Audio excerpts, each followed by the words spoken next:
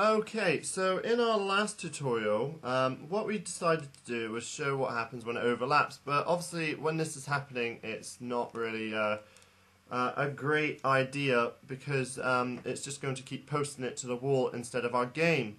So let's get rid of this for the time being. Now what we want to do on our main screen is actually set up, okay, I'm going to click here and add a new line in, an actual scoreboard. Now, apologies for you, any professional programmers out here. It is ideal to create this as a separate function, but I'm just trying to build on it and show you guys how it works. So if I go to set up our scoreboard, we can't actually do it yet because we haven't done the variable. So if I just go here and set up our sprite for the scoreboard, so new scoreboard, and let's set that as a sprite again. Okay, so we set that up as a sprite. Now what I want to do next is actually create the text. Okay, so if I go back to the main game, now I've created that, I can actually use it. Look, scoreboard equals, okay, board, because it's going to be on our board, create text, and you can choose.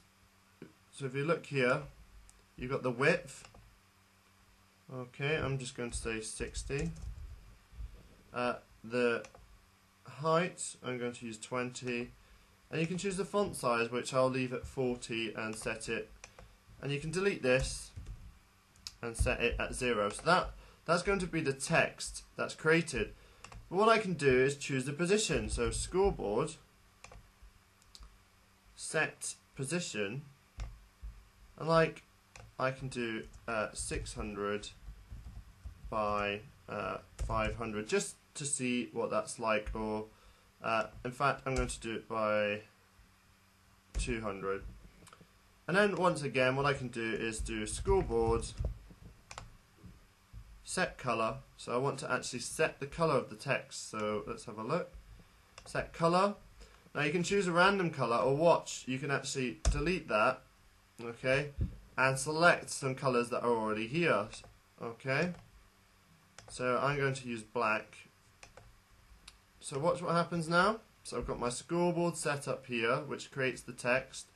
I set the position where it's going to go and the colors. So I've got a 0 there at the moment, but it still doesn't do anything when it overlaps. So watch. This time I'm going to go to my game loop, and when it overlaps, what I can do is actually set it to say that the scoreboard, set it to say, so watch, scoreboard set text, so it should have set text along here. Alright, and I can now set that as,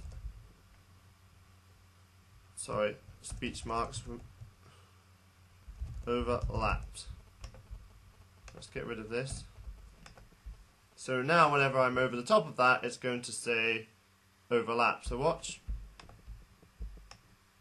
There we go. And then you could maybe change it back to say when it's over another character, or you could actually say, you could actually use a variable. So let's have a look what I could do. Let's add another variable in. Let's call this actual score, okay, and leave it as a number.